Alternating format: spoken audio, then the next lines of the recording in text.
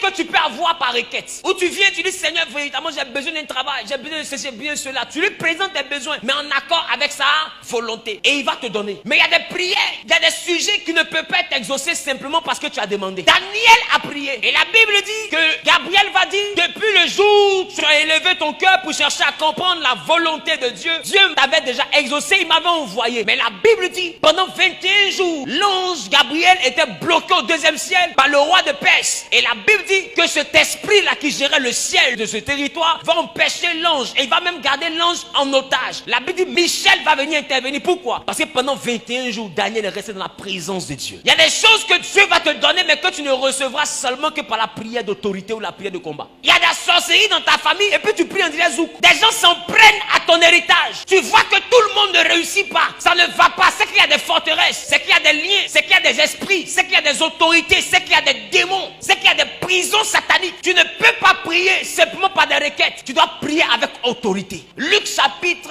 4, le verset 36. Vous voyez que pour chasser les démons, Jésus ne parlait pas d'une parole molle. La Bible dit, il commande avec autorité aux esprits impurs. Quand tu es face à des démons qui se manifestent dans ta vie, au mari de nuit, à la sorcellerie, à la sirène des eaux, à l'instabilité, aux démons qui provoquent l'échec, aux esprits de limitation, aux malédictions familiales, on ne prie pas comme si c'était un zouk. On parle avec autorité. La Bible dit, pour chasser les démons, les gens disent, mais quel est cet homme qui parle avec autorité? On dit que quelqu'un vient courir dans ton rêve, puis toi tu parles avec de l'amour. Seigneur, convertis-les comment? C'est quelle conversion du geste? La prière de l'autorité est le seul langage que les démons comprennent. Ne néglige pas le combat spirituel. Tu peux prier avec douceur dans la dimension de la requête, mais quand tu sens qu'il y a un mur invisible qui est devant toi, et que tu sens qu'il y a comme un esprit qui est en train d'agir, il y a une main invisible qui se met dans ton affaire, il faut rentrer dans le combat spirituel. Il faut revêtir les armes, et il faut rentrer dans la bataille spirituelle. Écoute-moi, ce que je t'enseigne est la vérité. Il y a des niveaux que tu ne peux pas changer si tu ne deviens pas une femme et un homme de combat spirituel. Aujourd'hui, nous sommes liés, bloqués, assujettis par des histoires de famille plus anciennes que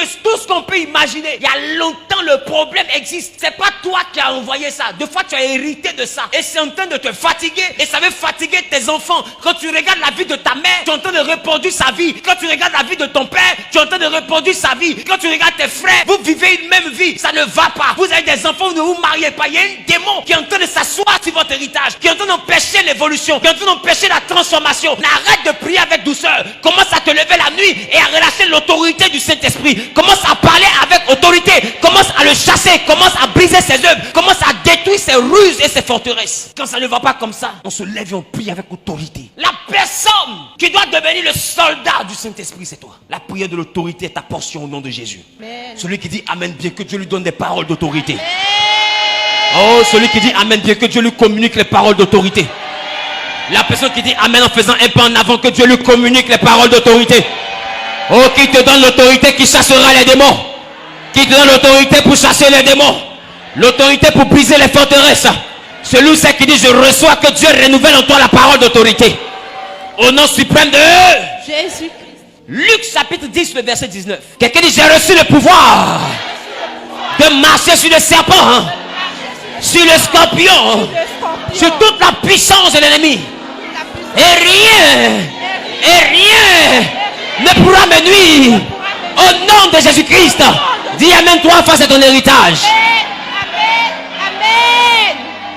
Mais l'autorité, quand on reçoit un pouvoir, on reçoit une autorité pour l'exercer. On reçoit un pouvoir pour l'exercer. Alors il dit, je vous ai donné le pouvoir de marcher. C'est que tu as le pouvoir. C'est à toi de décider si tu marches. Or, marcher signifie ici dans l'étymologie de détruire. Donc ça veut dire que c'est à toi de détruire. La Bible dit, toute langue qui se lèvera contre toi en jugement, tu la condamneras. Il n'a pas dit Dieu la condamnera. C'est que aussi longtemps que ton pouvoir que Dieu t'a donné, tu ne le mets pas en pratique, tu seras condamné. La personne qui doit condamner ceux qui se lèvent contre toi, c'est toi. Aussi longtemps que tu te tais, tu seras victime de ce qu'ils vont décider. S'ils ont décidé que tu sois célibataire, la personne qui peut les condamner, c'est toi. Mais par la dimension de la parole de l'autorité. Il vous a donné un pouvoir. Quand tu es enfant de Dieu, le nom de Jésus, ce merveilleux nom de Jésus, écoute-moi, c'est une puissance. Beaucoup ici ont déjà reçu de fois la visitation d'un esprit qui alourdit, où tu ne peux plus bouger. Il te tient. Remarque, il y a un seul nom qui le fait fuir. Il va beau t'attraper, tu n'arrives pas à parler. Mais quand tu te débrouilles et que tu fais sortir ce nom, il disparaît comme s'il n'avait jamais apparu. Parce qu'il y a un nom. Quelqu'un dit il y a un nom. Il y a un nom. Il y a un nom qui est élevé dans les cieux, qui est élevé sur la terre, qui est élevé sous la terre. C'est le merveilleux nom de Jésus. Au-devant de ce nom, tout genou fléchit. Au-devant de ce nom, tout malade guéri. Au-devant de ce nom, tout blocage est débloqué. Au-devant de ce nom, la malédiction se change en bénédiction. Mesdames, mesdemoiselles et messieurs, j'ai le plaisir de vous annoncer le merveilleux, le puissant, le précieux, le glorieux nom de Jésus-Christ de Nazareth. Standing ovation. Standing ovation. Acclamation à Jésus. Il dit qu'il t'a donné le pouvoir. Le sorcier domine ta vie parce que tu refuses d'appliquer ton pouvoir. Il t'empêche de réussir parce que tu refuses d'appliquer le pouvoir. Tu fais des fausses couches, tu pleures. Qui t'a dit que c'est les pleurs qui vont changer? La Bible dit qu'il parlait aux démons avec autorité. Celui qui applique son autorité ne pleure pas. Depuis quand tu dis à ta nounou, prépare sauce graine et puis tu pleures. Prépare sauce graine, prépare sauce graine. Tu as déjà fait ça un jour? Parler à ton cuisinier en pleurant. Prépare le petit déjeuner s'il te plaît. C'est plus le cuisinier, c'est ton patron. Oh, les démons sont pas nos égaux. Non, on les parle avec autorité. À partir d'aujourd'hui, esprit humain, oh, tu libères mon mariage au nom de Jésus. Je te chasse de mes trompes au nom de Jésus. Je te brise de mes entrailles au nom de Jésus. Oh, je détruis tes œuvres sur mon commerce. Je brise tes œuvres de ma vie. Esprit d'échec, esprit de limitation, écoutez la parole du Seigneur. Tu parles avec autorité. La Bible, les hommes s'étonnaient, ils se demandaient, mais pourquoi?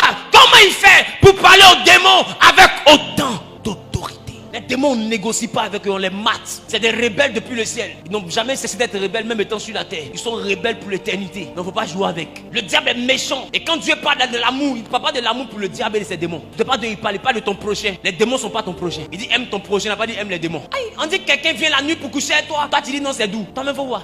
Tu es comment?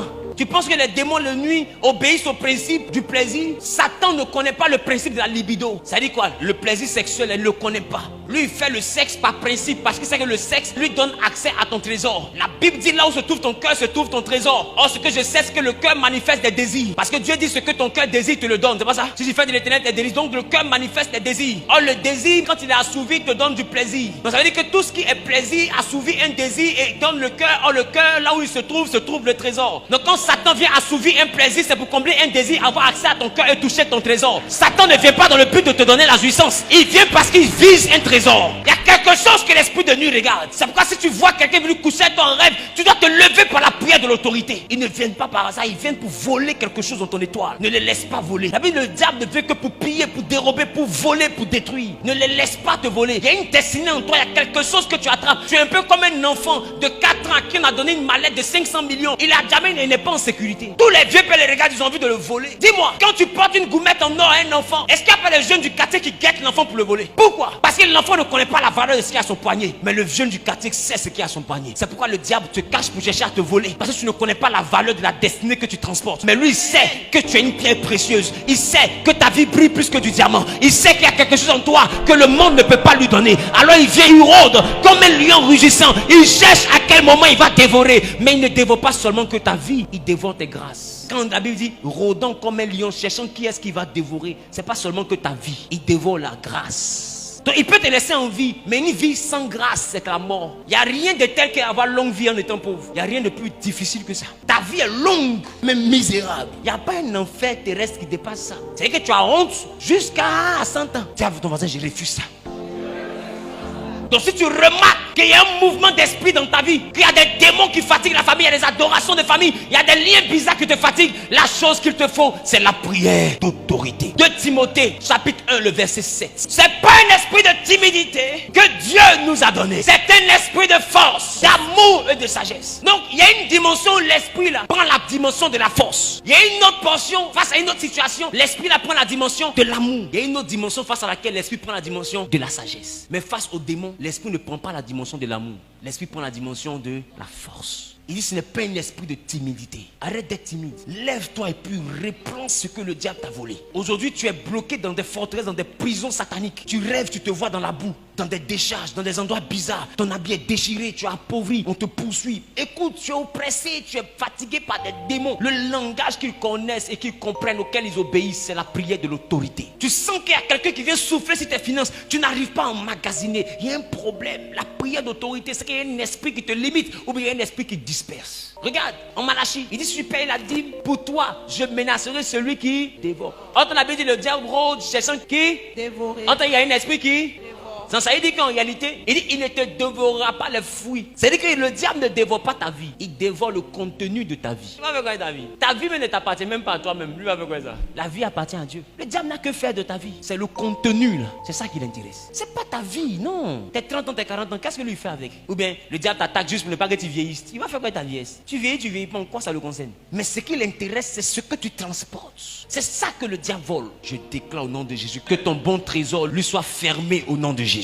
Que le trésor de ta destinée lui soit fermé au nom de Jésus. Dis avec moi la prière de l'autorité.